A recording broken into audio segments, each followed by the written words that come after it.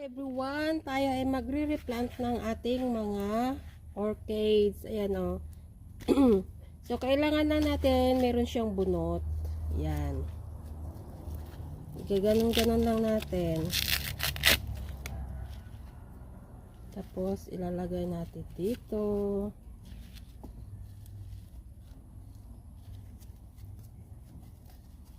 Wala akong magawa, guys. Magre-replant tayo ng ating mga orchids para maganda. So, ayan. Lalagyan na natin siya ng bunot. Ayan. Tapos, lagyan natin siya ng uling, guys. Yes, uling. Ilang piraso lang sa loob. Ang ganda kasi yung uling, guys. Ayan. So, ganyan na siya. Aray.